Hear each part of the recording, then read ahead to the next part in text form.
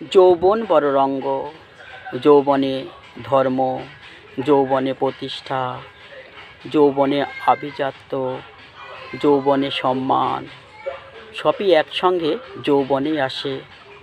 কিন্তু মানুষকে ঠিক করে নিতে হয় সে কোন দিকে যাবে, অর্থ প্রতিষ্ঠার দিকে না ধর্মের পথে।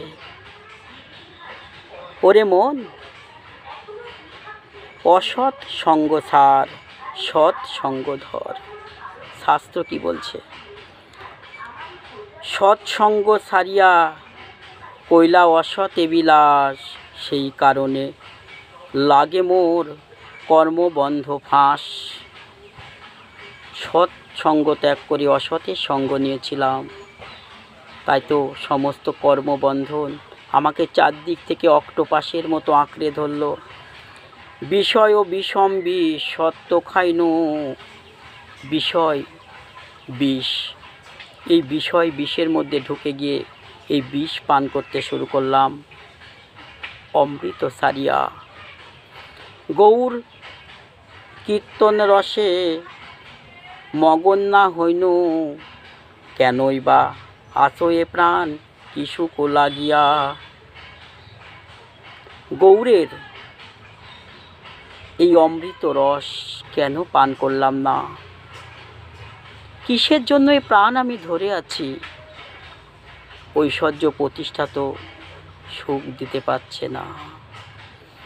মিশায়ে মানব দেহ না গেল মরিয়া। কেন এই মিশে মানব দেহ ধরে আছি? এ দেহ মরে যাচ্ছে না কেন? পাষাণে কুটিল মাথায় অনলে পশিল, প্রেম রতন ধন কোথা গেলে পাবো।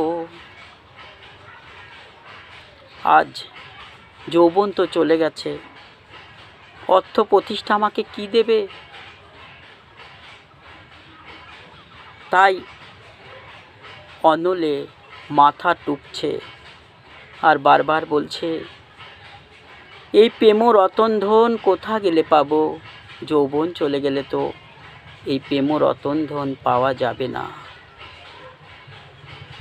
তাই সাধন যৌবনের, কৃষ্ণ ভজন যৌবনের। তাই যৌবন চলে গেলে সাধন ভজন হবে না। এজন্য যৌবনকালেই ধর্মকে ধরে রাখতে হয়। ধর্মকে ধরে রাখলে ধর্মও ধরে রাখে। অন্তিমকালে জীবন সুখময় হয়, আনন্দময় হয়, প্রেমময় হয়।